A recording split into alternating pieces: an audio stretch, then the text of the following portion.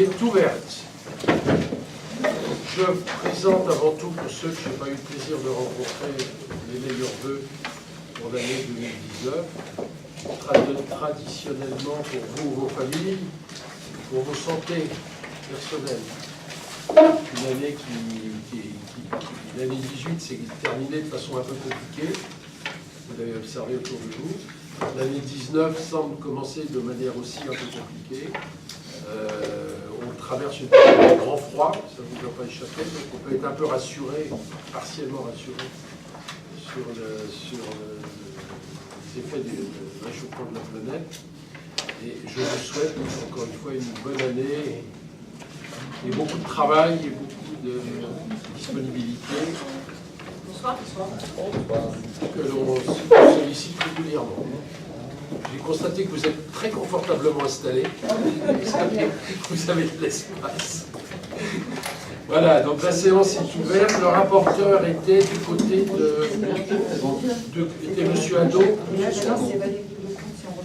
Donc on repart sur 2014. Alors Valérie Lecomte, elle accepte. Elle accepte la séance. Donc elle est secrétaire. Donc le premier point de l'ordre du jour, c'est l'approbation du procès verbal de la séance du 22 novembre 2018. Procès verbal. Vous faites 36 pages. Avez-vous des remarques? Oui, moi c'est juste vendre quelques petits détails, rien sur le fond, uniquement sur la forme. Page 5, chapitre 21, immobilisation corporelle. Deuxième ligne, vous avez mis le règlement des frais de frais. Je pense qu'avec le règlement des frais de notaire... Page 5 et deuxième ligne. Oui, immobilisation corporelle. Ah oui. Ah oui, d'accord. Voilà, pour la compréhension. De frais, oui. Ça fait un peu beaucoup. Je sais bien que les notaires sont chers, mais quand même. On corrige.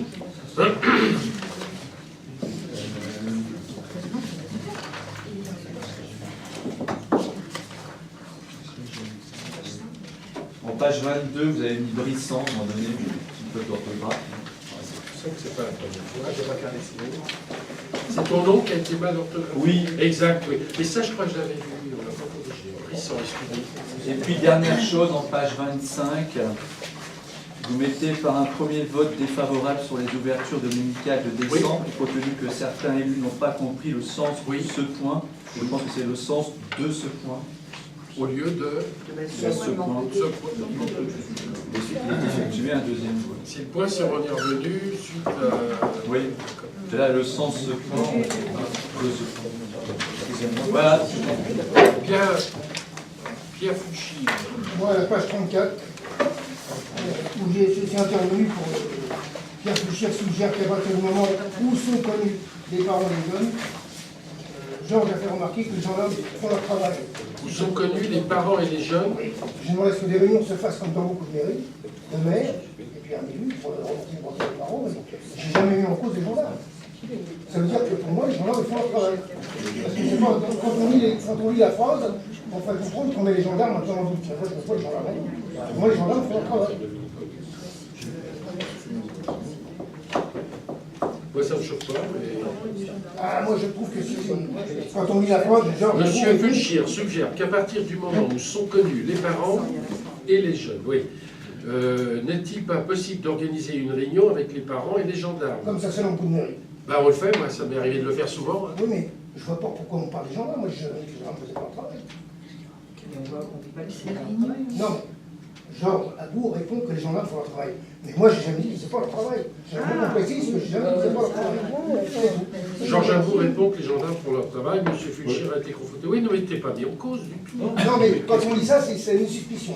Non, je suis désolé. Oh non. Il n'y a pas d'arrière-pensée. Mais je vous demande si vous me faites une rectification. C'est bon. J'en écris quoi, alors? On écrit quoi? Que moi, je précise que les gendarmes font bien leur travail. Oui, mais tu l'as dit à ce moment-là? Attendez, mais attendez, là, quand vous jouez, il y a un problème. Là. Personne joue là, Pierre. On Ah, joue bah, pas, là. si. Parce que quand on dit ça, on a l'air de dire que les gens-là font, que moi je dis que les gens-là font leur travail. Mais non, mais c'est une impression que tu attends, une explication personnelle. Mais c'est pas comme ça. Moi, je c'est les vois pas régulièrement, les gendarmes, je suis très bien avec eux. Mais bien sûr, problème, nous aussi. Bien sûr qu'ils font bien leur boulot. On est tous très bien avec eux. Il n'y a aucun problème. Y a-t-il d'autres remarques? Alors vous marquez quoi, rien. Non, on ne marque rien. C'est vrai. Moi, je dis que les gendarmes font leur travail. Mais on ne dit pas le contraire. Je ferai un courrier autrement. Mais on ne dit pas le contraire, et en plus on le dit haut et fort. Non, mais attendez, quand on dit ça, C'est une retranscription de... voilà. Il y a le secrétaire de séance, il y a les services de la mairie qui ont fait leur travail, et je les... Bon, y a-t-il d'autres remarques? Alors, j'en profite quand même, parce que je ne l'ai pas fait la dernière fois, et je l'ai regretté en partant, pour rendre quand même, et il faut le comprendre, un hommage au travail du secrétariat. Parce que je vous garantis, hein, le temps qu'elles passent, le temps qu'elles ont passé à réécouter les enregistrements pour un point-virgule, pour un accord, c'est de la déperdition d'énergie. On y passe un temps fou. Donc je leur rends un hommage appuyé. Elles sont, dans ce domaine-là, extrêmement précises. C'est très compliqué. De toute façon, les séances sont enregistrées. Donc il est aisé, et je vous garantis que tout le monde peut le faire, d'avoir les paroles exactes de chacun. Mais je leur rends hommage à la qualité du travail. Ce que je peux vous dire, qu'il y a certaines communes où ça va beaucoup plus vite. On ne rentre pas dans ce jeu détaillé, on ne va qu'à l'essentiel. Nous, on essaye de traduire à travers nos comptes rendus tout ce qui peut être dit. Et quelquefois, et souvent, on sort même de l'objet de la question. Donc je leur rends un hommage appuyé. Et je vous demande de passer au vote. Qui approuve? Attendez, excusez-moi. On va peut-être faire l'appel J'ai pas fait l'appel. pour les mandats. Ah, excusez-moi, je suis parti très vite. C'est le fait de vous présenter mes vœux qui m'a entraîné. Bon, on recommence. Si ça ne vous dérange pas, oui, il faut peut-être que je l'appelle avant, ce sera plus simple. Vous avez raison, il y a les... Alors, il n'y avait pas de volonté.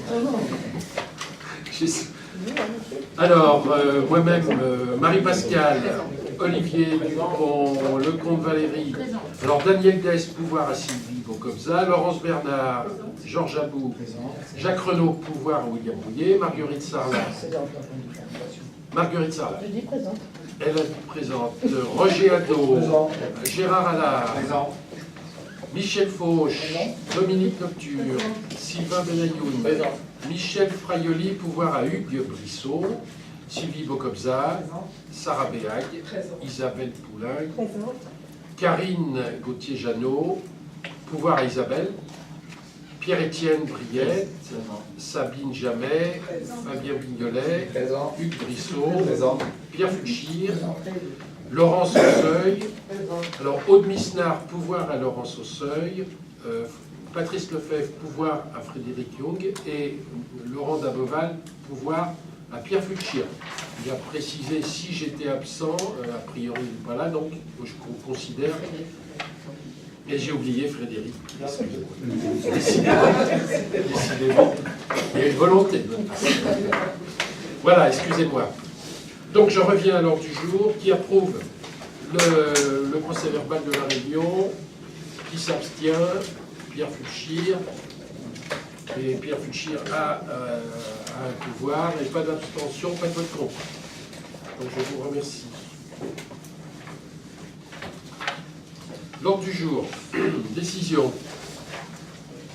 Donc c'est des décisions de fin d'année 2018. À la 39 de fin novembre, acte modificatif d'une régie d'avance pour le paiement des menues dépenses auprès des services périscolaires. Cette décision annule et remplace celle du 30 octobre portant le numéro 35. Sur ce nouvel acte, il a été rajouté un article, le compte de dépôt de fonds ouvert au nom du régisseur ès-qualité auprès du directeur départemental des finances publiques du Val d'Oise. Décision 40, signature d'un groupement de commandes constitué entre la commune et le CCAS avec Grasse Savoie et son co-traitant AXA France Vie concernant l'assurance des risques statutaires des agents La prime annuelle TTC est 67 268 €. Pour la commune et 10 268 pour le CCAS. Attribution du marché par la commission d'appel d'offres du 20 novembre.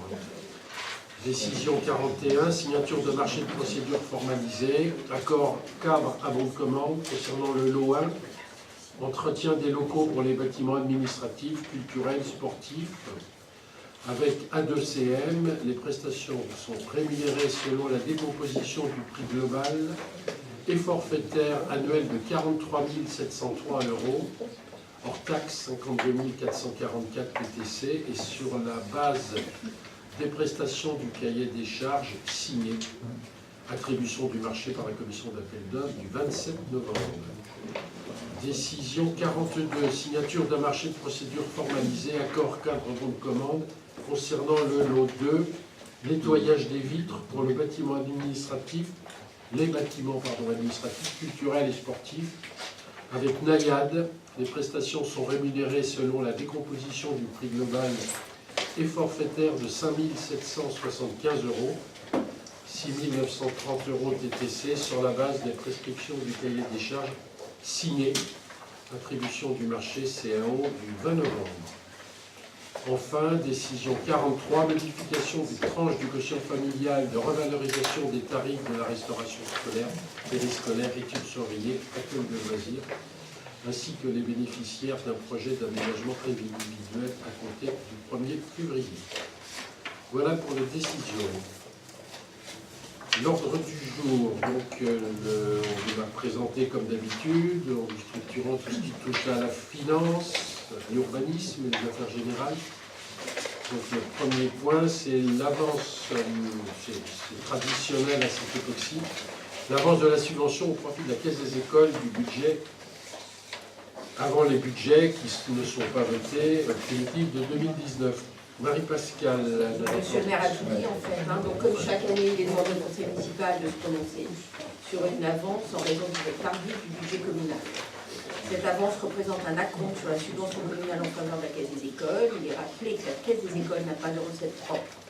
Cette avance abondant le budget des écoles permettra d'ordonnancer les dépenses nécessaires au fonctionnement des écoles maternelles et élémentaires par le vote de son propre budget, qui a lieu généralement en mars de chaque année. Pour 2019, il est proposé d'accorder une avance de 19 000 €, soit environ un tiers de la subvention votée en 2018, 57 200 €. Vote traditionnel, cette période de l'année, avant le vote du budget. Question. En général, ça ne pose pas de question. Donc, qui est favorable? Pas d'abstention, je vous remercie.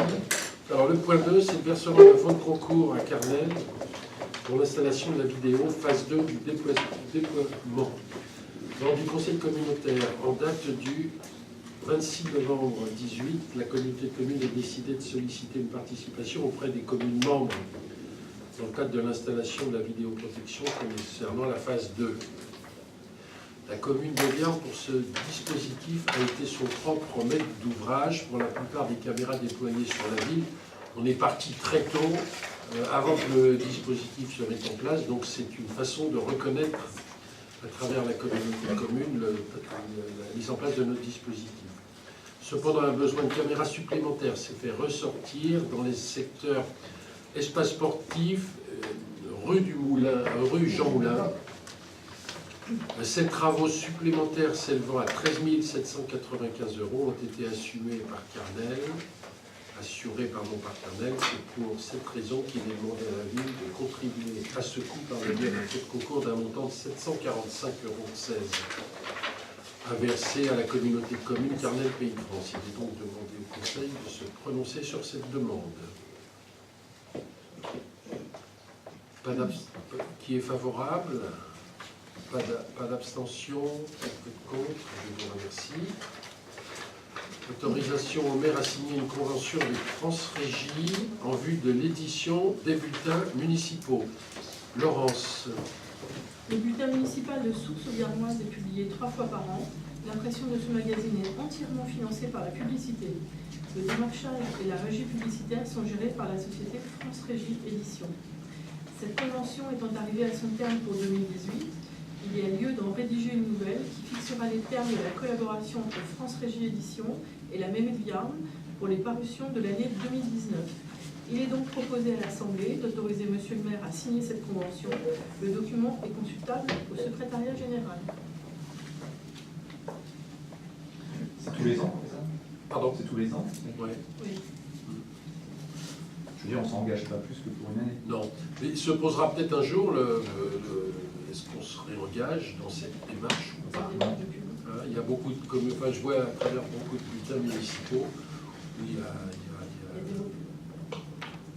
plus de publicité. En fait, c'est la publicité qui paye le bulletin. Vous avez des conditions. Et quel serait le coût du bulletin sans Pardon? publicité? C'est au moins 3-4 fois plus cher. Très bien. Ben non, ils sont payés. Pardon? Si on devait payer, quel serait Le coût par rapport, on avait, il me semble qu'à un moment donné, Oui, on avait... on l'a fait chiffrer à plusieurs reprises. On l'a fait Mais, chiffrer ça à fait plusieurs longtemps maintenant qu'on travaille avec France Régie, on n'a pas le chiffrage de la Ça serait un gros budget. C'est un gros budget. Aujourd'hui, ça ne coûte rien, mais ça serait... Mais après, c'est un choix d'image que donne... Sauf que les commerçants, comme la publicité, les artisans aussi. La plupart sont dans. Ah, c'est bien, c'est le côté positif, mais il ne faut pas que des gens qui font le métier de faire des journaux nous reprochent de ne pas leur passer de commande. N'est-ce pas? Est-ce que nous le comprenons? Très bien. Parfait. De quoi? Non.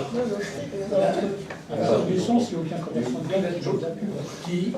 Sur le bulletin municipal, la licence, il n'y a aucun commerçant, c'est Il y a des artistes.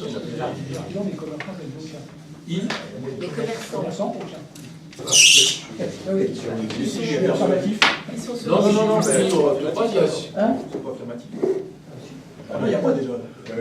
Le débat des commerçants. Il y a Verbe Immobilier, il y a... Non, mais oui, mais ce qui veut dire, c'est que c'est pas du commerce de bouche. Ah, bah, précis. Commerçants, il y en a, au moins 10. Si, il y en a plusieurs. Mais beaucoup de renouvellements. Encore des saveurs, etc. Beaucoup n'ont pas voulu la renouveler. Oui, oui.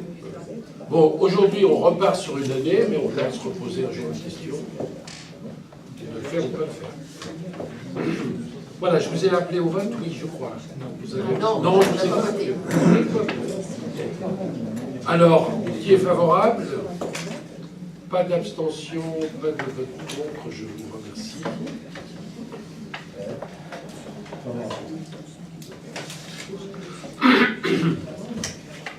Le coût d'un journal, en fait, maintenant, c'est le coût de distribution que l'on paye à des gens qui nous font la distribution. Je vous rappelle que par le passé, c'est une habitude qui est interrompue, ça qu'on a interrompu, mais par le passé, c'était fait directement par les conseillers municipaux.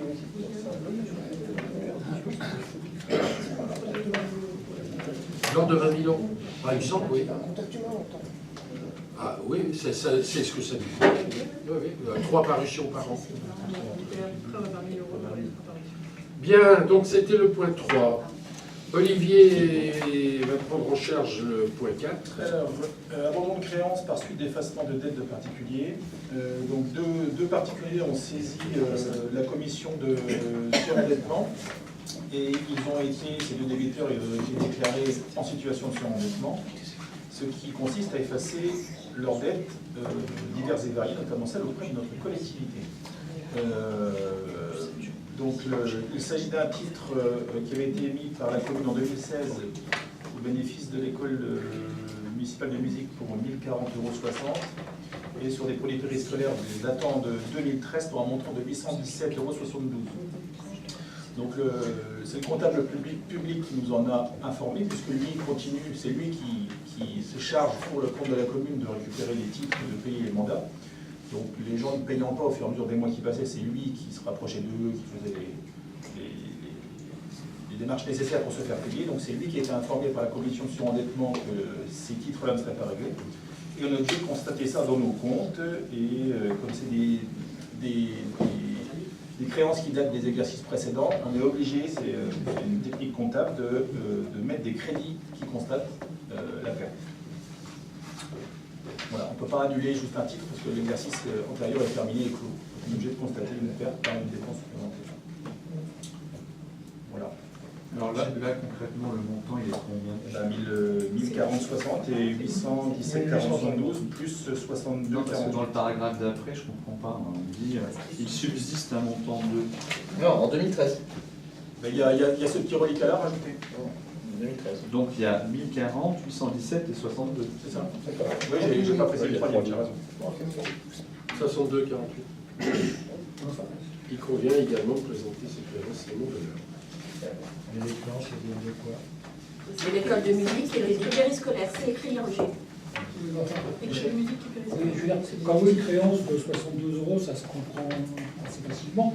Et quand on arrive à 1040, c'est quand même un cumul de choses qui n'ont pas été payées. Ça me paraît quand même assez anormal. Bah oui. Non, mais je veux dire, c'est quand même assez anormal que l'école de musique, on ne soit pas avisé ou qu'on ne puisse pas prendre des mesures avant d'arriver là. 62 €, ça se comprend. 1040 €. Alors, ce que je peux te dire, c'est que c'est rien de rien. Là. Comment ça va? C'est rien de rien. Dans d'autres dossiers dont je m'occupe, non pas ici, mais à l'extérieur, en termes de loyer notamment, ça peut être 3, 4, 5, 6 mois avant que ça réagisse. Et après, ça additionne. On a des problèmes au collège. Et oui. Oui, mais c'est fréquent. Il y en a très peu chez nous. Si on n'est pas informé d'un non-paiement.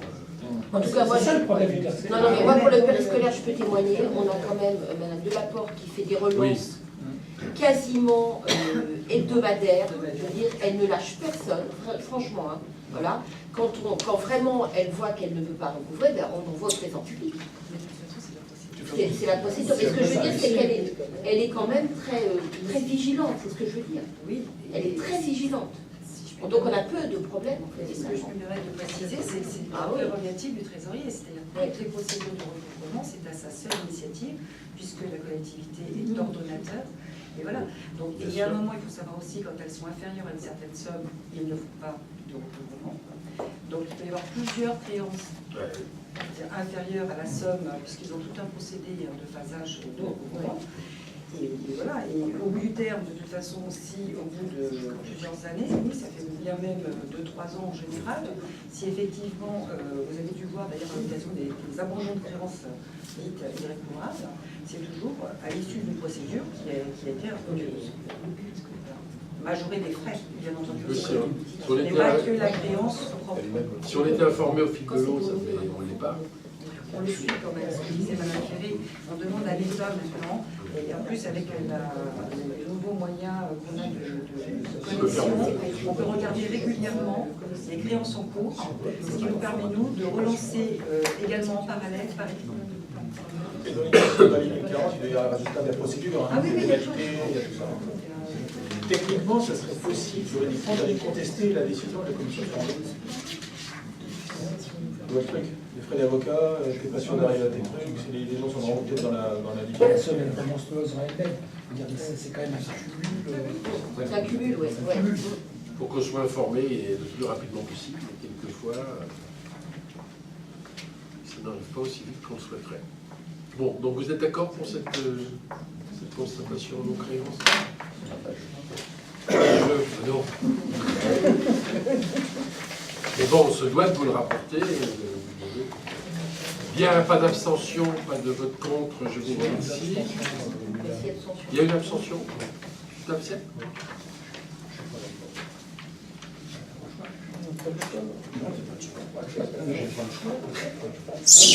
Il n'est pas d'accord. Le point 2.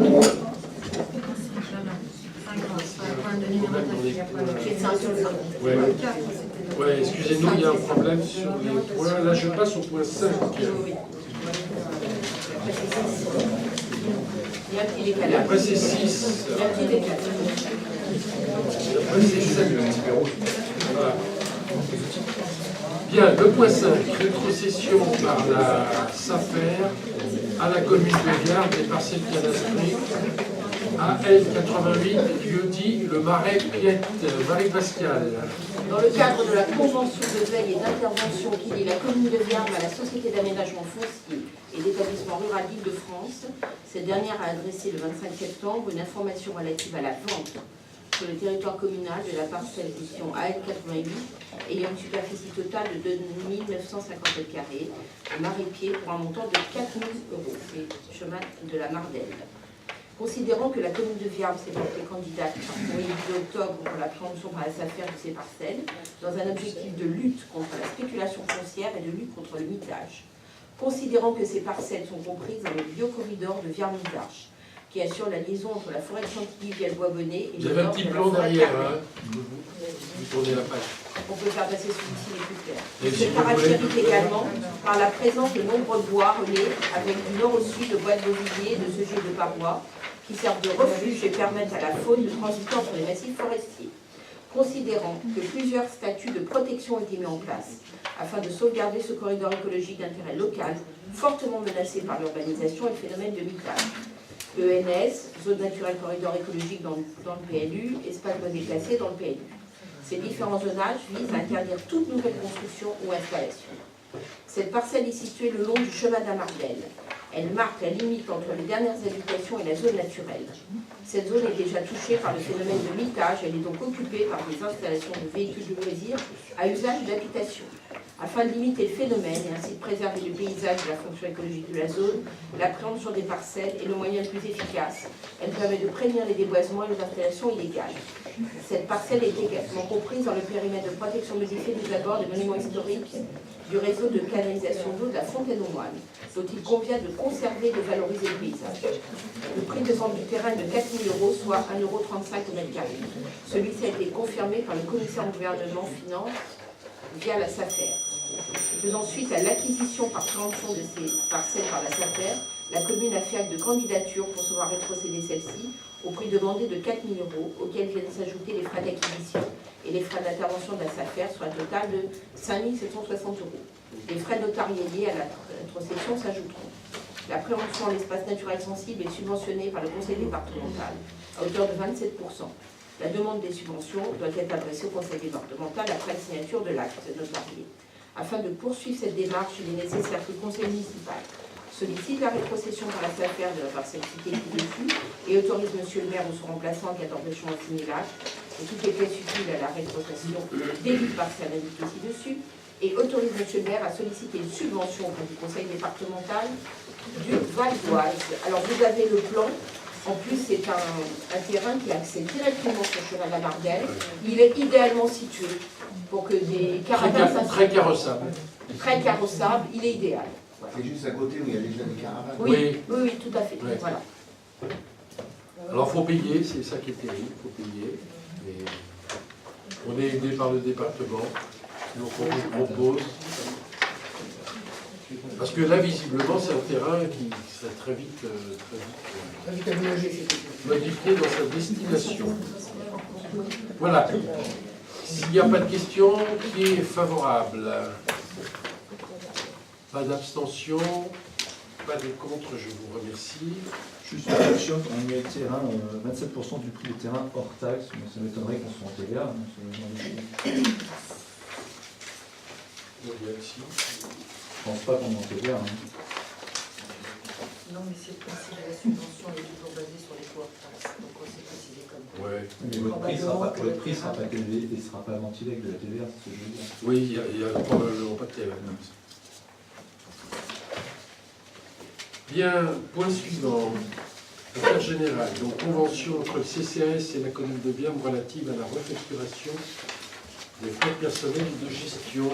C'est par rapport à refacturation des frais de personnel et de gestion. Depuis plusieurs années, il est acté au budget du CCAS de reverser à la commune de Viarmes des frais de gestion et de personnel du fait que la gestion comptable des 3 budgets du CCAS est réalisée par le personnel communal. En effet, à la suite de 2 départs en retraite, un seul agent a été remplacé sur cette structure. L'agent responsable en poste actuellement assure essentiellement des missions de coordination, d'organisation et administrative pour l'action sociale, le foyer club et la résidence pour personnes âgées, la mission comptable ayant été confiée aux services compétents de la commune. Depuis cette année, M. Marc Hélène, comptable public, a demandé au CCAS de régulariser la refacturation de ses frais évalués à 7 000 € par an entre les 2 entités dans une convention afin de justifier les modalités et du calcul des dépenses que le centre communal d'action sociale reverse à la commune de Viarmes. À titre informatif, cette somme représente environ 16% du poste à temps complet de l'agent en charge de cette gestion comptable. Il est donc demandé à l'Assemblée délibérante d'adopter cette convention pour régularisation, le CCAS ayant approuvé cette convention par délibération du Conseil d'administration en date du mardi 18 décembre 2018.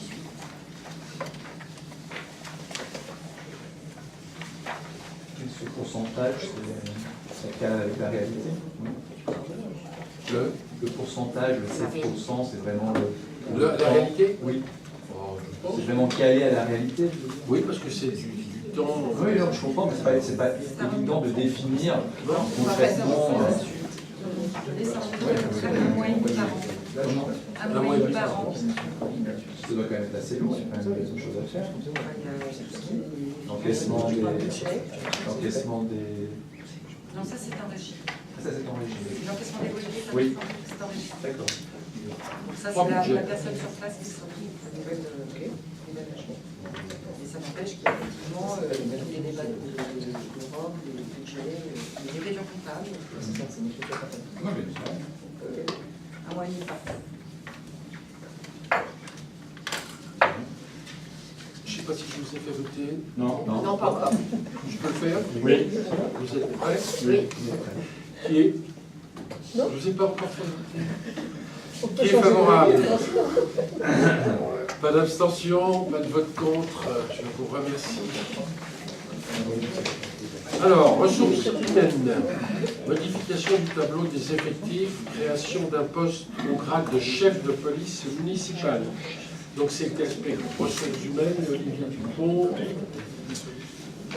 nous rapporte. Nous avons tous constaté le départ de France l'été dernier, et depuis nous étions en recherche d'un nouveau responsable de la police qui a été recruté et qui s'appelle M. Éric Julien et qui prendra ses fonctions au sein de la commune le 1er février 2019. Mais il possède un grade, le grade de chef de police municipale, et la phrase qu'on vous écrit, que l'on définit comme transitoire et qui demeure en voie d'extinction, qu'est-ce que ça signifie? Ça signifie que le grade de chef de police municipale n'existe plus. Mais comme lui, il a ce grade actuellement, on est obligé de le recevoir dans ce grade-là, donc il faut qu'on crée ce grade, puisqu'on ne l'a pas. Et on l'appelle transitoire parce que par la suite, il disparaîtra puisque ça n'existe plus. Pour accueillir ce nouveau responsable, la collectivité est dans l'obligation de créer un nouveau poste à ce grade précis et de l'ajouter au tableau des effectifs afin de satisfaire l'aspect juridique et le contrat à créer l'emploi selon un grade particulier et non selon une fonction. Est-ce que c'est clair pour tout le monde? Très clair. Rappel sur les postes existants au sein de la police municipale. 4 postes existants, un poste de brigadier chef principal qui est détenu par un agent mais qui est en indisponibilité depuis 2 ans. Peut-être plus que ça. 4 ans. Mais donc le poste existe toujours dans les effectifs. 4 ans. Et 3 postes de gardien brigadier vacants qui sont... Ces postes-là sont aussi le résultat d'une modification dans les grades puisque c'est la fusion, ça résulte de la fusion de 2 grades auparavant distincts. Qui étaient les gardiens et ASVP, visiblement. Brigadiers, les spécialistes. Donc actuellement 3 postes sont ouverts et combien sont occupés? 2 sont occupés. Il existe donc un 3e poste qui est vacant et qui est mis en place pour les potentiels agencements ou des éventuels recrutements. Et en conséquence de quoi il s'agit de créer le poste que vous voyez en dessous, donc chef de police municipale, catégorie C, permis d'emploi agent de police municipale, un poste pour un temps de travail de 35 heures et donc en tant que responsable de police municipale. Voilà. Donc ce monsieur arrivera début février. Par ailleurs, si vous ne savez pas, Emeline a obtenu les... C'était la dernière épreuve, était l'épreuve, la dernière qu'elle a passée écrite.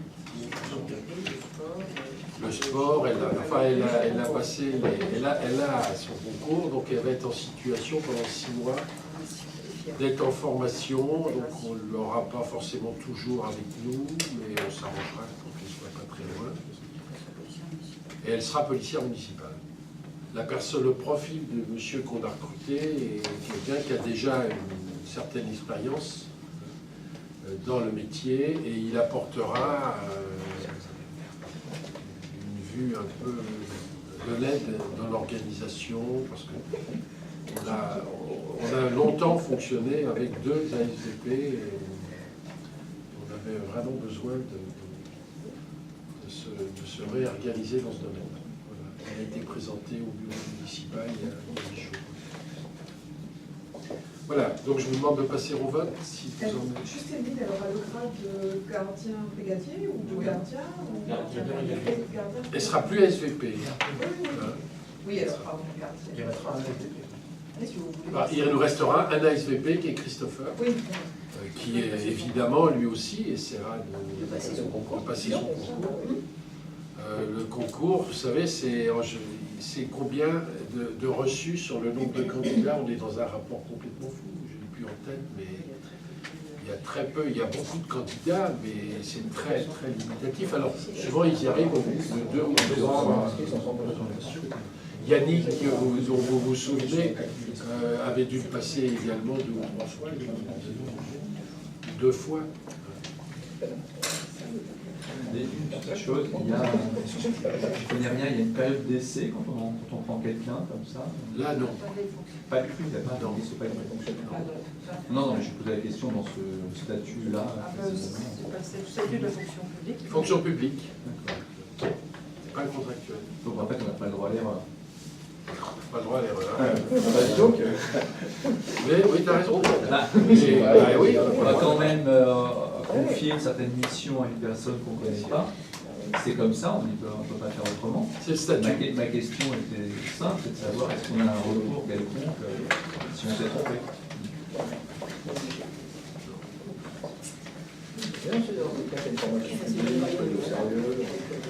Bien, donc qui est favorable? Qui je vous ai fait voter? Alors, qui est favorable? Pas d'abstention, pas de vote contre, je vous remercie.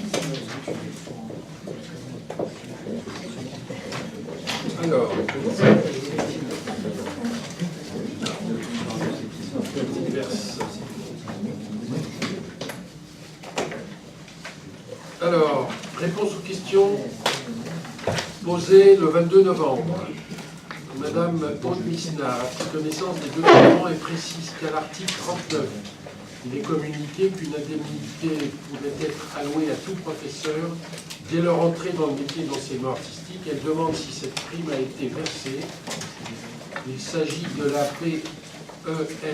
Monsieur le maire ne pense pas. Il note la question et étudiera la réponse. Réponse, il s'agit de la prime d'entrée dans le métier d'enseignement artistique, PEME. Les collectivités territoriales n'ont pas l'obligation de mettre en place toutes les primes existantes de la fonction publique territoriale. Laurence Bernard, présence d'un nid de poule rue Saint-Exupéry, près de la Petite Folie. Donc on n'a pas fait la photo du nid de poule, mais on a fait la photo du nid de poule réparé, que je vous montre.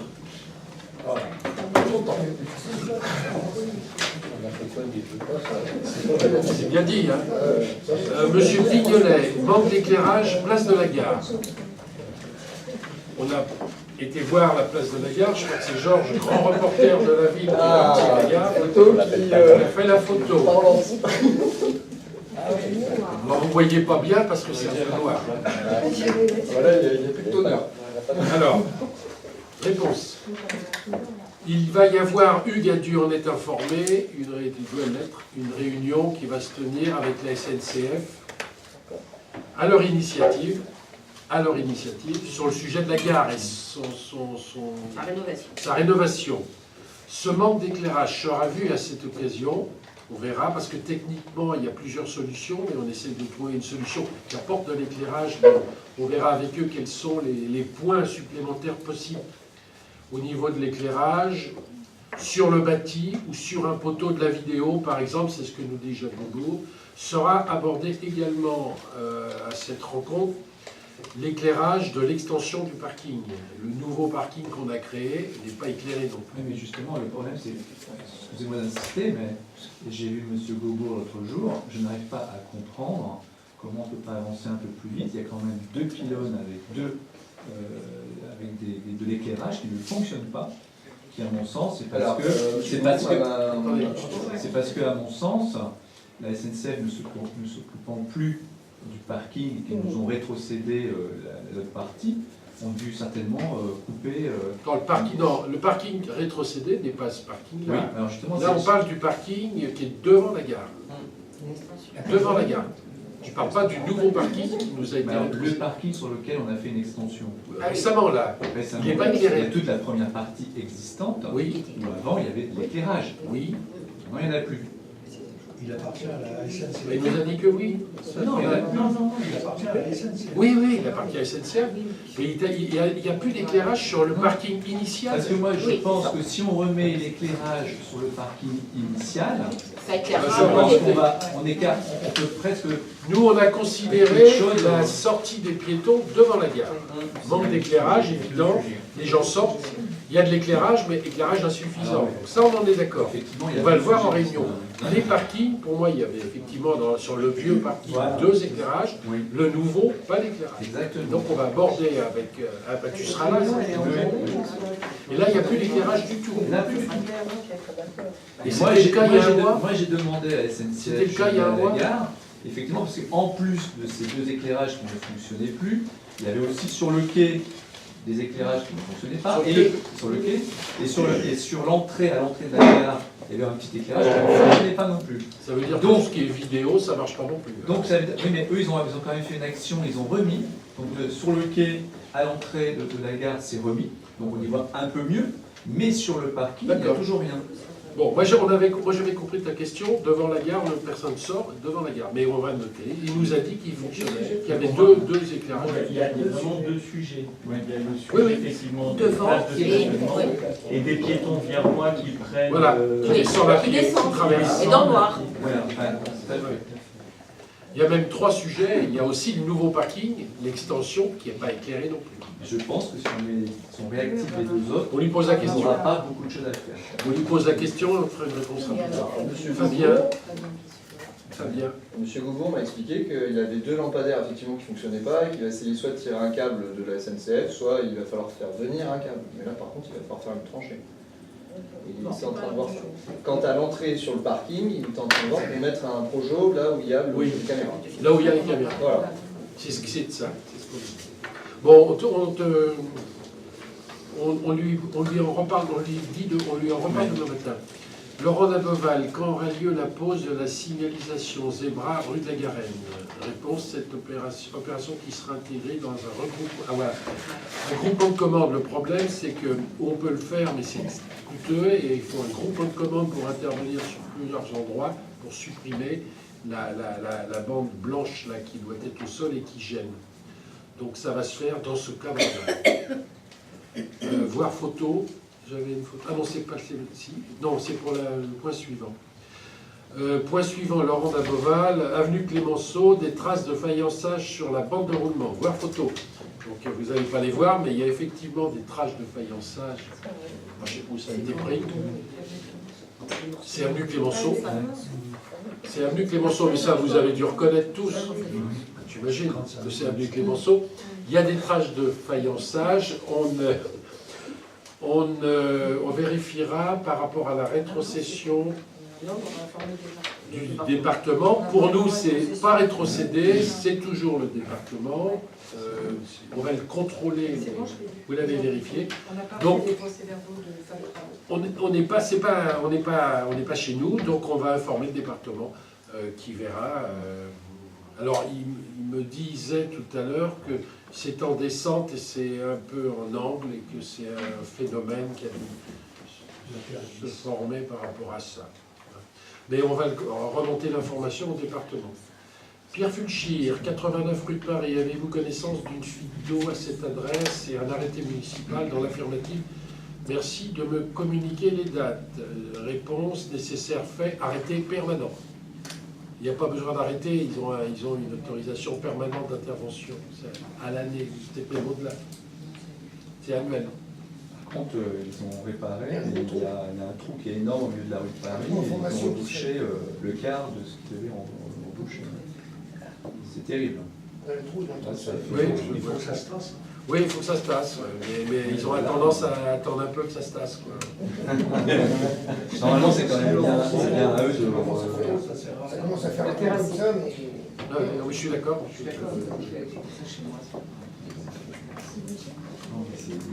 Voilà, pour ce qui est des informations, des questions qui m'avaient été posées.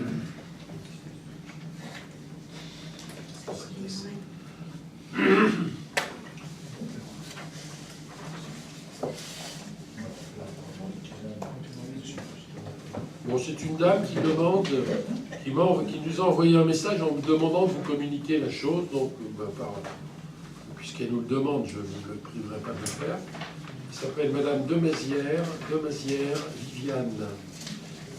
J'aimerais que mon mécontentement ainsi que plusieurs personnes sur les colis des personnes âgées reculées à 72 ans au lieu de 68 soient abordés. On ne va pas l'aborder parce que ce n'est pas de la compétence du conseil municipal, mais soit abordé au prochain conseil. Donc je vous donne l'information qu'il souhaite que cette dame a souhaité que ce soit évoqué. C'est vraiment inadmissible car bientôt il ne sera délivré. Bon, je vais vous épargner ces commentaires parce que c'est pas très élégant. Écrit il nous sera délivré dans notre cercueil. Il n'y a rien à rajouter. Hein. De qui vient cette initiative injuste ?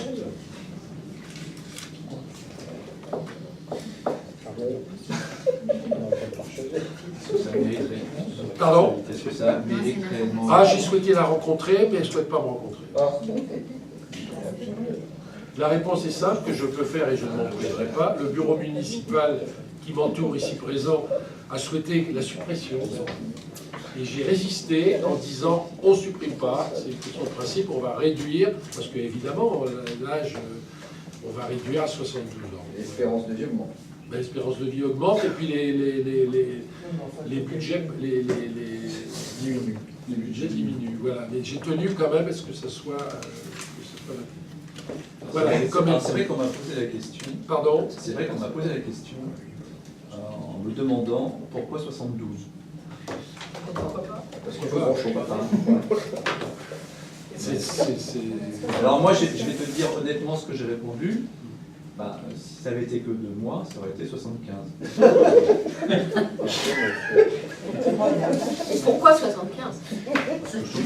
Comme on va travailler jusqu'à au moins 72, 73, 75, ça me paraissait judicieux. Est-ce que ça a diminué le nombre de colis ? Est-ce qu'on a eu moins de colis à donner cette année ? Oui. On en a distribué combien cette année ? Je crois qu'on en a commandé 4. Mais on n'a pas dû en recommander. Et on n'en a pas recommandé alors qu'on était monté à 600. Oui. Donc ça fait vraiment une économie. Puis bon, enfin, il faut vraiment savoir que, alors c'est pas la généralité, mais on se fait beaucoup spiller quand les personnes âgées viennent chercher les colis. C'est pas bon, c'est pas beau, c'est vrai. Et enfin, c'est un cadeau, mais ils le prennent pas comme ça. Maintenant, c'est devenu un dû. Voilà. Le problème, c'est que dans certaines communes, avec les suppressions, enfin les diminutions de budget, il y a soit le colis, soit le repas. Moi, enfin, à titre personnel, je pense que le repas, c'est quelque chose de beaucoup plus convivial qu'un colis que les gens emmènent chez eux. Parce que si on veut que les personnes âgées se rencontrent et faut faire vivre la ville aussi, même avec eux, parce qu'ils ont de la vie, et ben, c'est mieux un repas qu'un colis. Donc, on a gardé les deux. Et eux, on a gardé les deux, sauf que pour minimiser le budget, on a... Et les gens qui râlaient pour le colis à 72 ans, quand je leur disais, mais vous savez, vous avez aussi un repas, ils me répondaient, ah non, je m'en fous du repas, je vais pas. Même ça a l'air sympa. Chez ma mère, c'est le repas et c'est le colis pour les gens qui ont des déplacements. C'est pas le colis et le repas.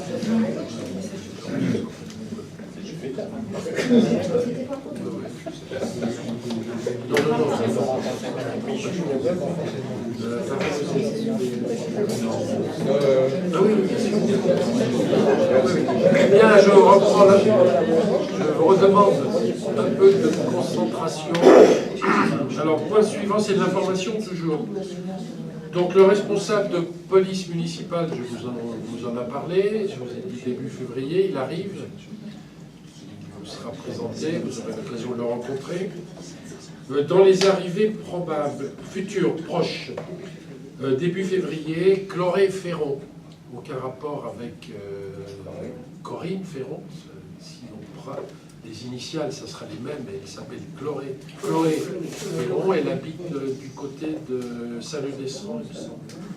C'est une jeune fille qui va prendre en charge, une toute jeune femme, qui va prendre en charge en tant que secrétariat de l'école de musique, parce qu'on s'est aperçu que le responsable de l'école de musique, Marc, avait une part administrative lourde qu'il assumait, qu'il assurait personnellement. Et il passait beaucoup de temps sur l'administratif. Corinne, c'est pas sa volonté, c'est pas son souhait, elle est là pour faire de la musique, elle n'est pas là pour faire de l'administratif. Parallèlement à cela, à partir du début février, le 4, on va traiter les cartes d'identité et les passeports en mairie de Viarmes. On a eu la formation la semaine dernière, on a reçu le matériel il y a une quinzaine de jours. Donc on réorganise un peu le secrétariat. Vous avez dû voir des nouvelles personnes, puisqu'on a eu le départ de Sabine.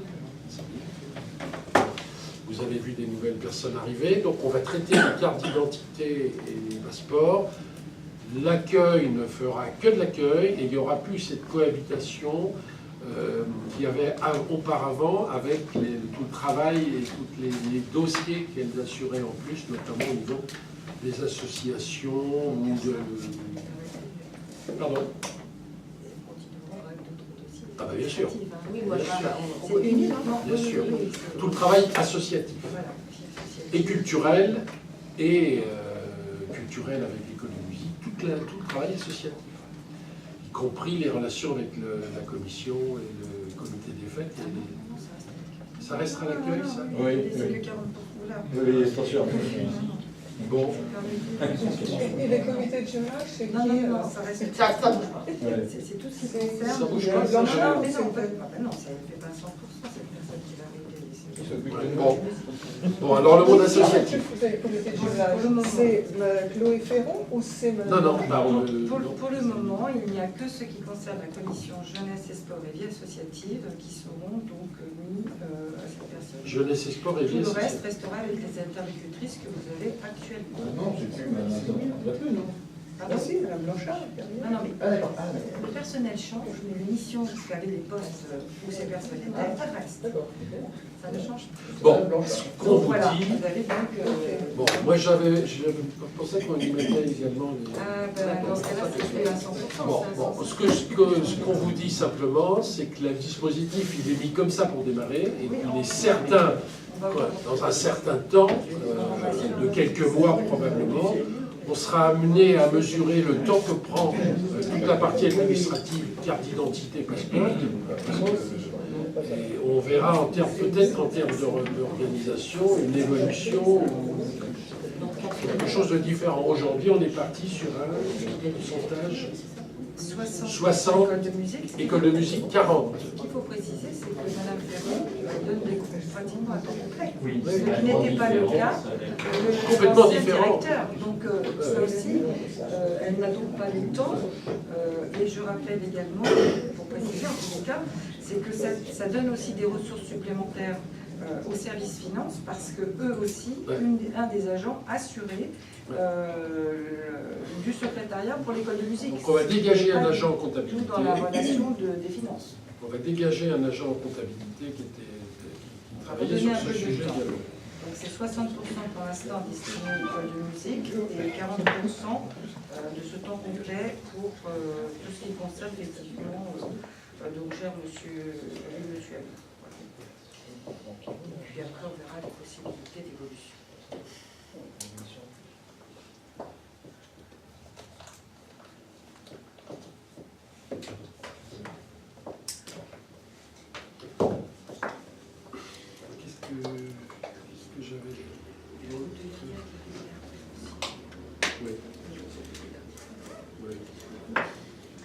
Marc, il donnait assez peu de cours. Hein.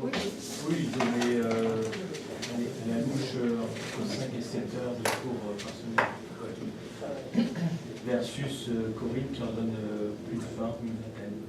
Ça n'a rien à voir. Le débat Marc le gérait en plan administratif, ce que Corinne ne peut pas faire aujourd'hui. Et puis KSCP, c'est pas sa volonté. Et qui plus est, aujourd'hui, Elle est là elle a pour une autre chose. aspiration à, voilà, à être plus dans le créatif, et dans Absolument. le rayonnement, etc.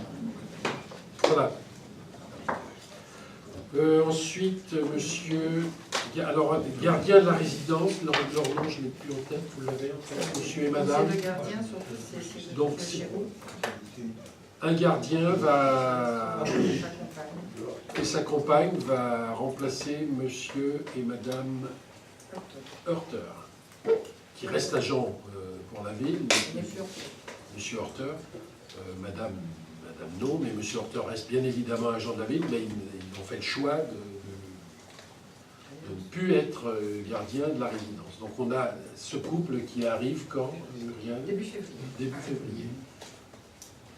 Au CCAS. Ensuite, qu'est-ce que je peux dire?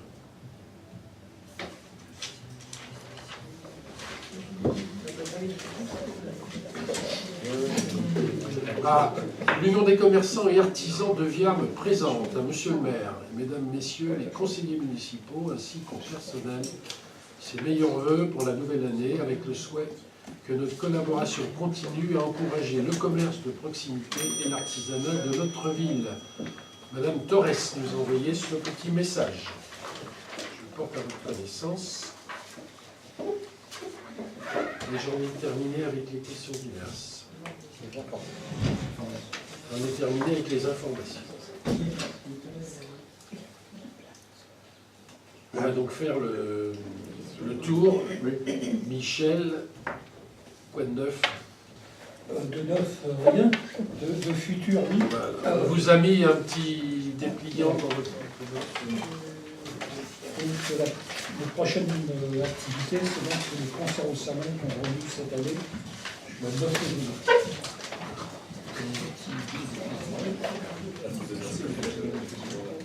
Oui, Michel.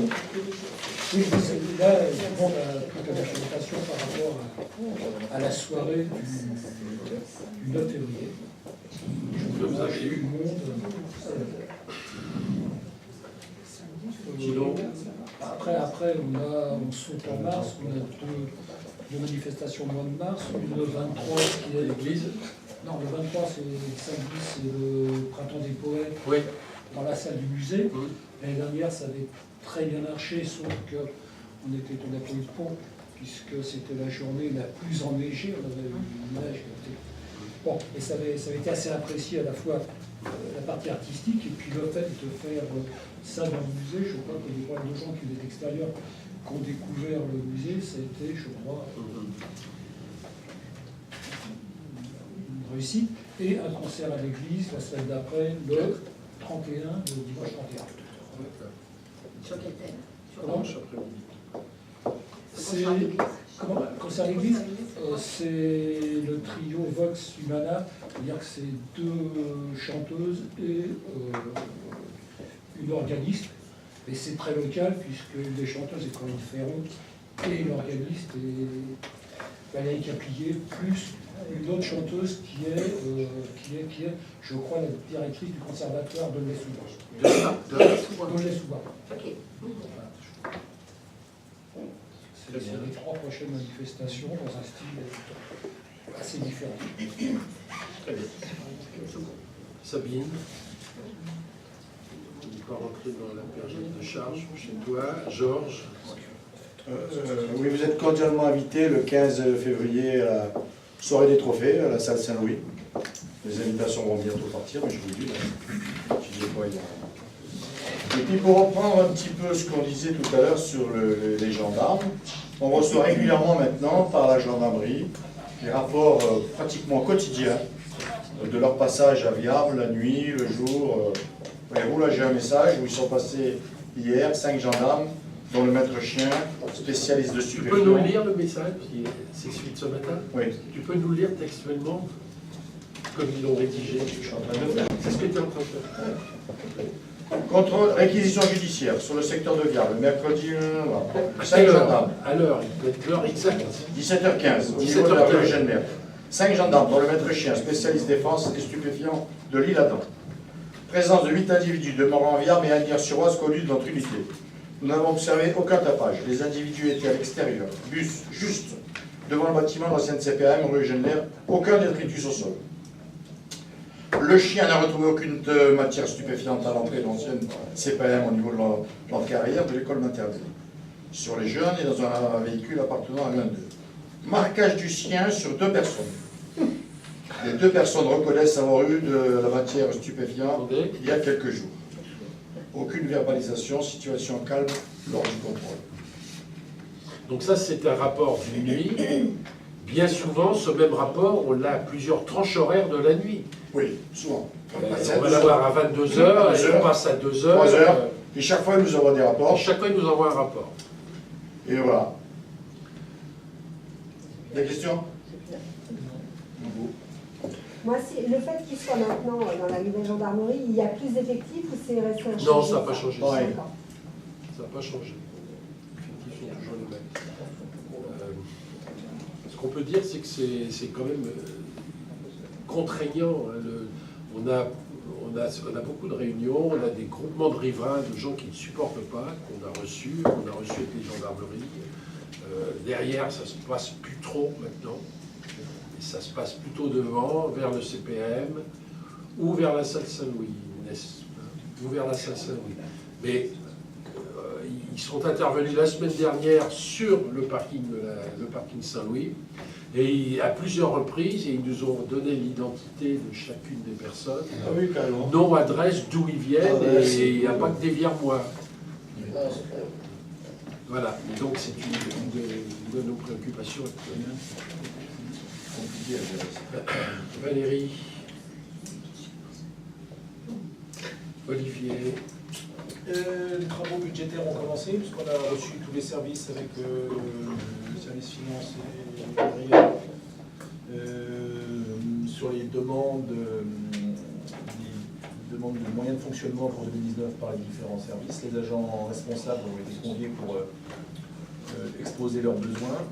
Et on réfléchit aussi sur les investissements. Et une commission finance est prévue le 13 février à 19h pour les membres de la commission finance.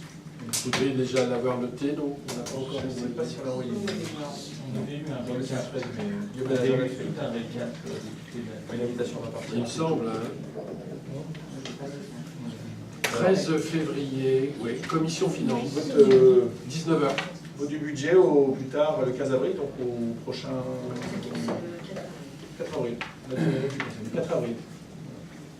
Et auparavant, au Conseil avant, il y aura le débat d'orientation budgétaire. 21 février.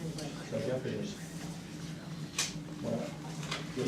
Et pour le commerce, le 9 rue de Paris, il y a donc quelques projets qui nous ont été demandés et j'ai fait une visite vendredi avec un monsieur qui pourrait nous faire une offre primeur éventuellement. Bio. En grande partie. Et quelque chose d'intéressant aussi, il proposerait, il investirait dans des engins pour faire en direct, on demande ce qu'on veut, il nous fait des trucs de vapeur et on part avec en 5-10 minutes. Quoi. Il les presserait sur place, il ferait quelque chose de génial, quelque chose à voir, ça peut être une activité intéressante pour la ville. Il a les plans et il est en train d'évaluer le montant des travaux qui lui incomberaient. Le contact pour contact. C'est bon, c'est lui, là, c'est ça. Il t'a appelé. On attend son retour. Oui, mais du coup, je l'ai rappelé. Voilà. Georges, non. Avant, je passais.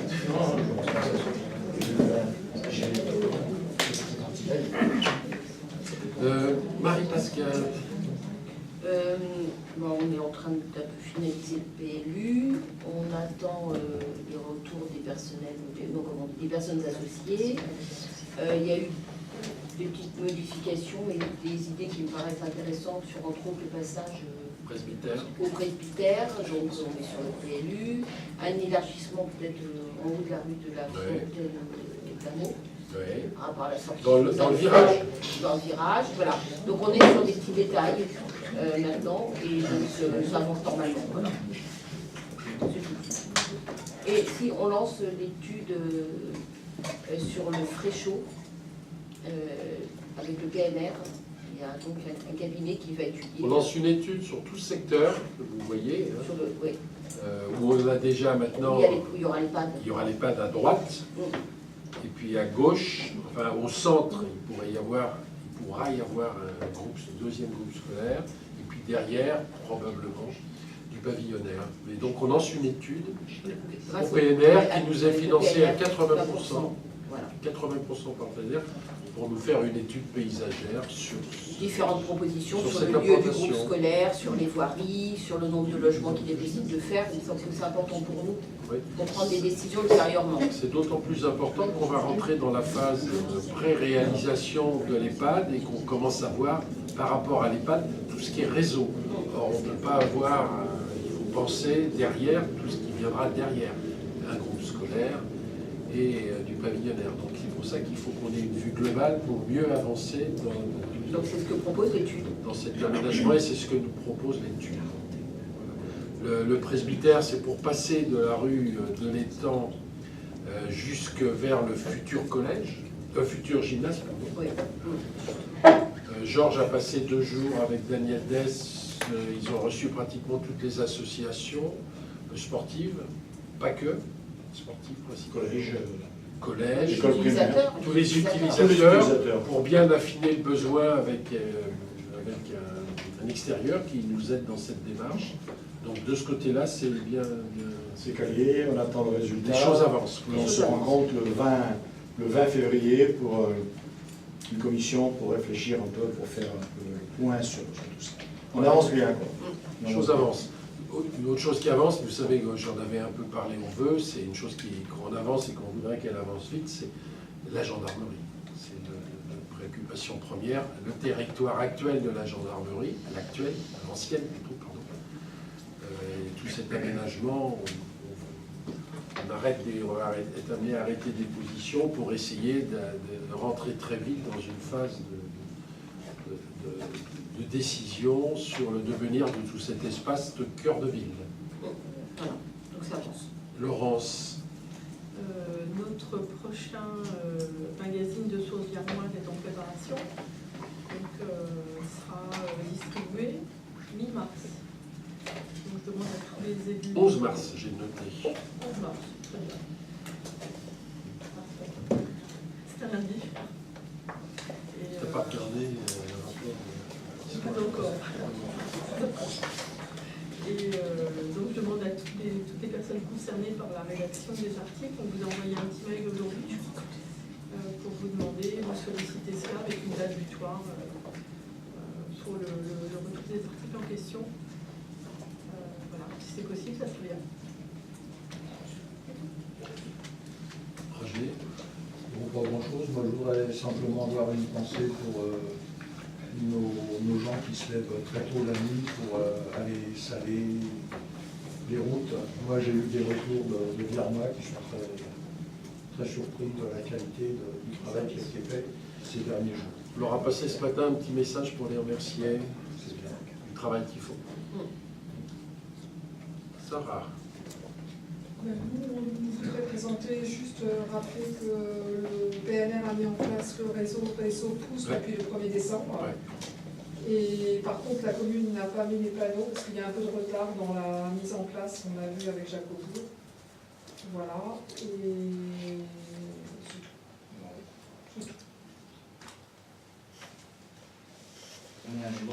tout. Dominique Tubercurie. Tubercurie, pour ceux qui ne le savent pas encore, la Commission européenne a accepté notre demande de subvention. Donc après, ça dépend du nombre de personnes qu'on aura réellement. On attend 71 Irlandais ou Italiens, ce qui fera une subvention de 12 000 €. Si on en a que 70, on retombe à 10 000. Donc ça se joue à une personne près. On est en train de travailler donc, sur le programme. D'autre part, il y a le groupe de jeunes qui va partir au mois d'avril, donc ça c'est les Irlandais qui sont en train de finaliser le programme. Et au mois de septembre, on est en train de mettre en place une marche en Irlande à la demande de l'Italie, de Cutigliano. Donc ce sera conjointement Agnières, Viarme, Cutigliano et Coburquerie qui marcheront. Voilà. Merci Dominique, Fabien. Alors, on est en train de mettre en place le ravillage de la flamme. Morcotte, oui, c'est une bonne nouvelle ça. Voilà, donc on attend leur réponse, savoir combien est-ce qu'ils veulent venir pour assister à cette... Tu vois avec, je t'ai demandé, tu vois avec Attali, le maire de Cegy, qui souhaiterait éventuellement s'associer avec les habitants de Cegy à la démarche. Je vois ça. Ravivage de la flamme, c'est un dimanche. Il y a un câble qui part d'ici, qui vous amène et qui vous ramène. Et à Cegy, je crois qu'il prendrait un quart entier. Hein. Il prendrait un quart entier de Cegy. Je ne sais pas encore, il faut que je vois avec lui. Faut voir avec Parce que nous, si on n'a pas assez de place, on ne peut pas les prendre. Oui, non, mais il a proposé de participer au CAP, il n'y a pas de problème. Ils sont 25 élèves. Mais qui? Je comprends pas. De la commune de Cegy pour l'art de... Ah, ils prennent tous les élèves? 25. D'accord, ok, tous. De toute façon, je vais voir ça avec les anciens combattants. Voilà. Oui. Hein, alors sinon, ils sont obligés de prendre un quart supplémentaire. Donc on a contacté... ça sera 3 quarts. D'accord. Il dit ça parce que, Fabien dit ça parce qu'on l'avait proposé au maire de Morcotte. Oui, tout à fait. De Morcotte. Donc on a contacté Franco, tous les deux, il y a la semaine dernière, qui va voir avec le maire leur disponibilité pour qu'ils viennent à cette occasion. Voilà, j'en ai terminé les informations. On va passer aux questions. Questions. Michel. Alors, c'est pas vraiment une question, c'est plutôt, je voudrais faire part de mon inquiétude. Certains ici ils sont sensibles parce que je les ai vu faire, d'autres sont peut-être pas au courant. C'est l'avenir de l'hospitalisation publique dans notre région. Il y a de gros problèmes, je pense, certains le savent, avec l'hôpital de Beaumont, je dirais son annexe de Saint-Martin. Et cet après-midi, j'étais encore à un rassemblement qu'il y a eu là-bas. La direction avait réuni le personnel. On est dans le flou le plus lourd, le plus total, sauf ce qui semble acté, c'est que le service de néonatologie va fermer, ça c'est clair. Et ce qui m'inquiète, c'est que derrière, il y a un souhait de fermer la maternité. En l'occurrence, à ma connaissance, les deux services dont la population était le plus satisfaite sur cet établissement. Il y a le même truc à Creil, je crois, où la maternité a fermé pour être transférée à 110. Je crois que c'est... Ils veulent la fermer. On est en place d'une espèce de marasme. Donc aujourd'hui, le directeur de la direction a réuni le personnel et les cadres de l'établissement dans une réunion, je dirais, fermée pour leur apporter des explications. Les gens, quand ils sont sortis, ont rapporté les paroles. Enfin, on ne sait rien, sauf apparemment pour ce service qui va fermer. Et après, c'est un peu... il y a des avancées, il y a des discussions, mais tout est instable et rien n'est... On peut s'attendre à ce que ce soit moins grave que la crainte qu'on pouvait avoir. Au départ, mais on peut s'attendre à ce que ce soit bien pire. Et là, il y avait deux élus qui sont intervenus. Ce que tu peux t'attendre, c'est qu'à moyen et long terme, malheureusement... Ça sera fermeture. Voilà. Alors, je pense qu'on ne vit pas dans un monde clos, les choses changent. Qu'on ferme une perception, ça peut être embêtant.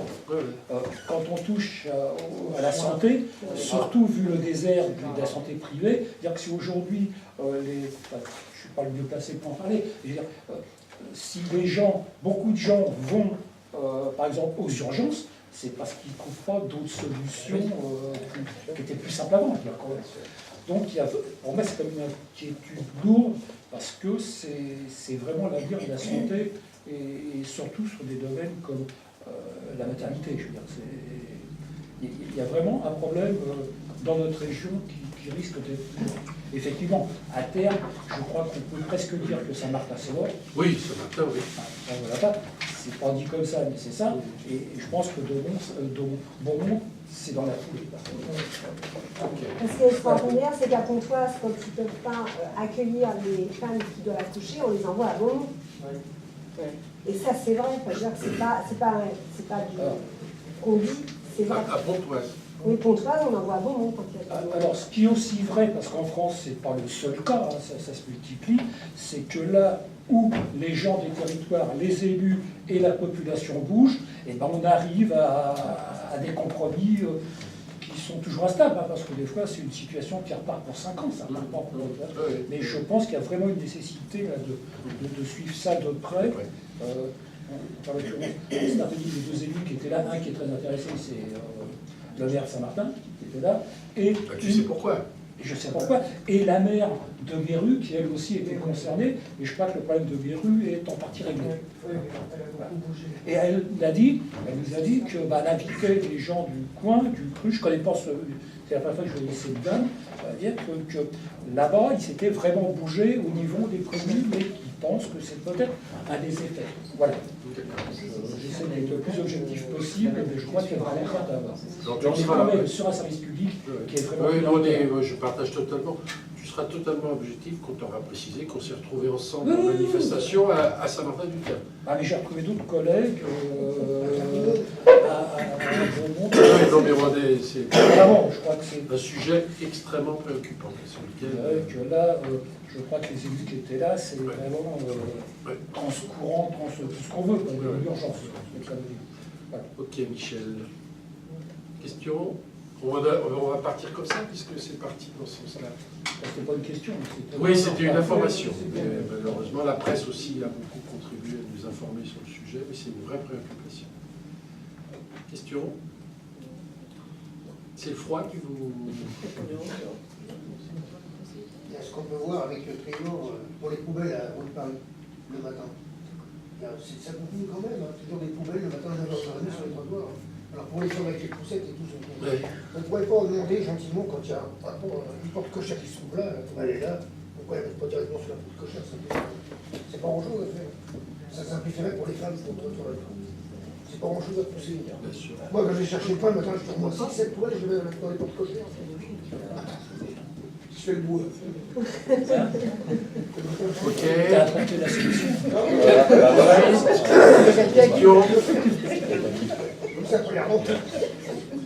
Pas de questions. Hugues. Est-ce qu'on envisage de faire un peu ce qui est à la mode en ce moment, un débat au sein de la commune ou pas? J'attendais la question. Ah voilà. J'ai reçu un communiqué de presse de l'Union des maires du Val d'Oise qui me va assez bien. J'ai besoin de mes lunettes. Le bureau exécutif de l'Union des maires du Val d'Oise, réuni à Pontoise le 14 janvier, prend acte du fait que le président de la République et le gouvernement souhaitent organiser un débat sur un certain nombre de sujets politiques nationaux. Le bureau rappelle qu'il n'entre pas dans la compétence des communes et de leurs maires de participer à de tels débats. Le bureau considère que ce n'est pas aux élus locaux d'être organisateurs de débats et d'en porter la responsabilité. En revanche, ils pourront, s'ils le souhaitent, faciliter l'organisation matérielle de ces débats dans le respect de l'ordre public en mettant, le cas échéant, à disposition des locaux ou des registres. Alors, registre, on l'a fait depuis je sais pas, décembre, enfin, dans cette période-là, très vite. Je crois qu'il y a 5 personnes qui se sont manifestées à travers un registre. On a communiqué par voie électronique le site internet de l'AMIF. Un lien sur l'AMIF. Et là, ça nous échappe, c'est-à-dire que les gens s'adressent directement via le site internet. Donc sur ce plan-là, alors si j'ai reçu quelqu'un qui m'a envoyé un courrier avec qui j'ai rendez-vous la semaine prochaine. Une personne, qui est un monsieur qui a l'air d'avoir qui a l'air d'être intervenu en médiation, qui a une période militaire dans sa carrière, qui m'a proposé, si j'avais besoin, dans ce cadre-là, d'une compétence extérieure, et je vais le recevoir la semaine prochaine. Et puis on a dû mettre un lien sur le site possible, sur le site. Ce que je pense vraiment, c'est que les communes sont parfaitement équipées pour répondre à ce genre de demande. Parfaitement équipées. On a une grande salle et on a des urnes. Ça serait tellement simple. Tellement simple. De rappeler un vote. Et là, on serait déjà pour s'exprimer. Je sais pas, on revote pour la dissolution de l'Assemblée nationale et on remet les choses en cause. Et là, les gens viennent voter, manifester, dire ce qu'ils pensent. Moi, confier ce rôle aux communes, c'est bien, mais c'est un peu... Hein, c'est ce que pensent beaucoup de maires. De quoi? C'est pas notre rôle.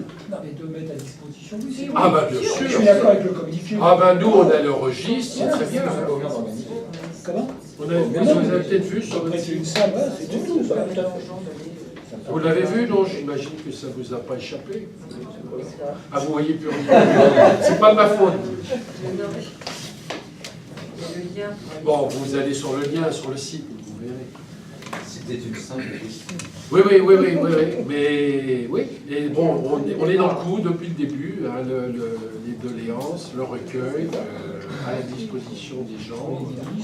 C'est quand même une demande, je dirais, c'est une constante. Il faut se rendre compte que les gens, aujourd'hui, les urnes, c'est plus suffisant. Peut-être en amont, il y a peut-être un débat à avoir sur certains sujets. Mais là on sait répondre, on est équipé pour, et puis tu as une réponse.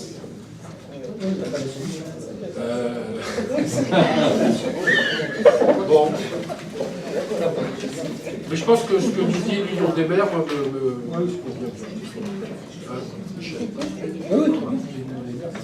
bien. Pierre-Étienne, Sylvie, non. Oui, deux choses. Pas de question. Rapidement deux choses. Pour compléter l'information sur les concerts et autres manifestations culturelles. Donc vendredi prochain, 1er février, concert de l'école de musique au HEV à l'église. Voilà, pour la bibliothèque, peut-être simplement vous informer qu'on a une réunion avec l'intercommunalité la semaine dernière pour commencer à discuter du passage de témoins dans les compétences bibliothèque commune vers l'interco. Donc c'est des choses qui vont avancer. Voilà. Et sinon j'avais une remarque, mais je saute du coq à l'âne, je passe du coq à l'âne. Je ne sais pas si vous avez remarqué, mais moi je remarque depuis un certain temps qu'on a de plus en plus de panneaux publicitaires, d'agences immobilières en ligne. Alors il y a des gros cœurs, il y a des gros trucs, etc. En fait, ce n'est même pas des maisons qui sont à vendre. C'est des gens qui, de bouche à oreille, acceptent de mettre un panneau publicitaire sur leur grillage, etc. Ah bon? Et je trouve ça... Rue Clémenceau, il y en a beaucoup. Oui, je trouve ça horriblement laid. Horriblement laid. Qu'une maison à vendre soit effectivement indiquée, ok, mais que des maisons ou que des commerçants en ligne profitent des copains, copines, machin, connaissances pour faire de la pub dans la commune, je trouve ça mais vraiment, et je souhaiterais qu'on puisse limiter ça parce que vraiment ça dégrade l'environnement. Quel moyen Le PNR peut faire une étude sur absolument. On avait pendant un moment beaucoup d'affichage au niveau du carrefour Royaumont, au niveau du pharmacien, et il a dit retiré. C'est des privés qui mettent sur leur grillage, c'est pour ça qu'on se pose la question de la réglementation des enseignes. On peut essayer de... Quel moyen puisqu'on va attaquer un règlement d'enseignement, donc il faut y penser par rapport à ce qu'il faut regarder. Il faut regarder ce qu'on peut faire en fait. Et vous l'avez vu, ça, j'ai fait aussi, ça va pas... Moi, ça me... Si, avec Clémenceau, là. Oui, j'en ai vu plein. C'est des cœurs, là. Il y a autre chose aussi. Il existe et qui laissent... Ah, mais qui vendent leur maison après. Non, mais et puis une fois que la maison est vendue, ça reste pendant 8 mois. Ça reste pendant la première dotation. Oui, Mais normalement, c'est normal que ça reste. Bien. Faut regarder. Je voulais reprendre ce dont Michel a parlé. Oui. Je pose la question, est-ce que peut-être on ne peut pas coordonner quelque chose au niveau communauté de communes Sur l'hôpital? sur la mobilisation, il doit y en avoir une peut-être un peu structurée, de le faire, et toutes les communes du coin, elles sont quand même concernées. On est quand même des habitants, et peut-être qu'on peut coordonner quelque chose. Je pense que ce qui sera intéressant, il y aura des éléments, il faudra quand même des éléments solides. C'est que dans chaque commune puisse faire une motion. Comme ça. Et à partir d'éléments solides. Comme ça a été fait à Mobilisation interco. Mais moi, je pense que mobilisation interco, Oui, il faut peut-être aussi envoyer. Il a fait par rapport à C'est un message plus fort. C'est un message plus fort, et c'est aussi un message de dire aussi à des gens, on est. Parce que je pense que la population On est est tous concernés en fait. Non, mais c'est pas Pierre-Étienne, excuse-moi, tu as fini, non par rapport aux bibliothèques, tu connais dans la communauté de communes les communes qui ont des bibliothèques à peu près, je dirais, organisées Alors, j'ai compris, moi, qu'il y avait différentes catégories de bibliothèques. Alors, déjà, on avait la bibliothèque qui avait un statut départemental. Oui, l'usage.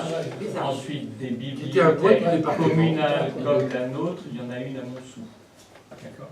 Ensuite, il y a des bibliothèques associatives qui ont éventuellement des locaux qui sont prêtés à la commune. Ça, c'est encore un type de bibliothèque. Et puis ensuite, il y a des bibliothèques qui sont purement dans l'associatif et qui vivent dans des locaux qui n'appartiennent même pas à la commune. Voilà, donc on a tout ce panel de situations, sachant qu'aujourd'hui, construire la compétence bibliothèque au niveau de l'Interco, il va y avoir entre guillemets des leaders, hein, et clairement aujourd'hui c'est la bibliothèque de l'usage, c'est la bibliothèque de Viarmes, c'est la bibliothèque de Montsou.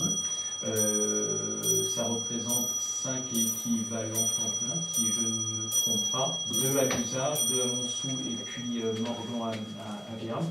Et aujourd'hui, le premier objectif, c'est de construire l'équipe. Voilà.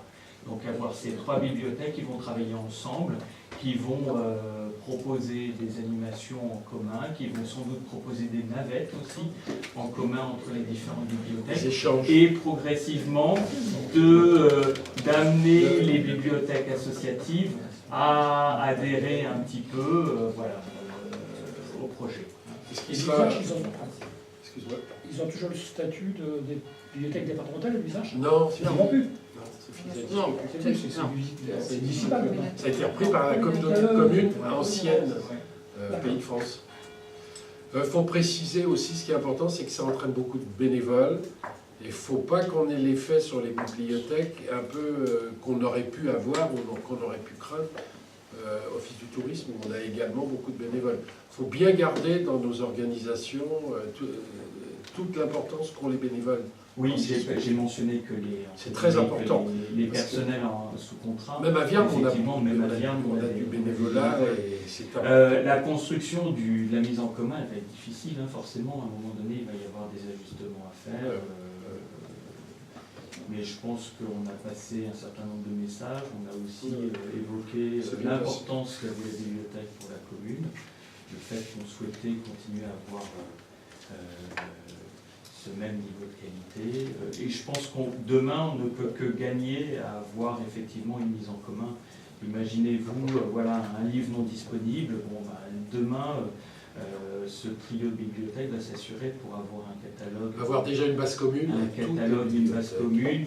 Toutes les bibliothèques vont être interconnectées entre elles avec le même outil. Donc il sera très facile de dire, ah, tiens, ce bouquin il a l'usage, il y a la navette qui passe, elle est demain, je vous la porte, etc. Donc, et on pense également, sans doute, mais c'est pour après, à uniformiser les cotisations et faire en sorte aussi que quelqu'un, un habitant vers moi qui cotise à Viarmes, demain puisse aussi aller à l'usage, puisse aussi aller à Montsou, et puisse peut-être aller un jour dans une bibliothèque associative de l'intercommunalité. Ouais. Moi, je voudrais rajouter quelque chose parce qu'on a les mêmes problèmes, enfin, c'est pas des problèmes, mais c'est à peu près le même principe que les bibliothèques. Les offices, c'est pareil. Alors, il y a certains bénévoles, parce que les bénévoles, ils sont en voie de disparition. On en a de moins en moins. Et alors, si on fait payer les bénévoles une cotisation, il y en a qui ne sont pas d'accord. Voilà. Alors vous allez rencontrer peut-être le même problème avec les bibliothèques. Non, mais ça ne serait pas tout à fait. Si c'est les employés, ça va. Avec les employés, ça ne va pas avec les bénévoles. Tu parles de cotisation quand tu es membre d'une association. Voilà, c'est obligatoire. Tu as des associations où tu payes pour être bénévole. Voilà, voilà c'est ça, c'est tout à fait ça. Je rappelle quand même qu'au musée, on paye pour les Ah oui. bénévoles. Mais le musée n'a pas de destination financière. Enfin, moi, j'ai... Contrairement à certaines choses. Pour rajouter sur les bibliothèques, ça fait 3 ans qu'on fait des salons du livre. Ça fait 3 ans qu'on nous dit vous n'avez pas de subvention pour cette activité parce que vous êtes une bibliothèque isolée, que vous n'êtes pas regroupée. Donc c'est du passage obligé pour bénéficier, rentrer dans les distributions de subventions départementales en l'occurrence. Et deuxièmement, pour la bibliothèque, je crois qu'il y a une exposition qui se prépare par l'association des Beaux-Arts autour de monsieur Di Rousseau. Pas Di Rousseau, Di Braccio. Gérard Del Braccio. C'est ça, Gérard Del Braccio. Monsieur Del Braccio. Qui va exposer ses toiles à la bibliothèque. Il y aura un vernissage un samedi prochain. Voilà. Y a-t-il d'autres questions? Il n'y a pas d'autres questions, il est 22h04. Je vous remercie.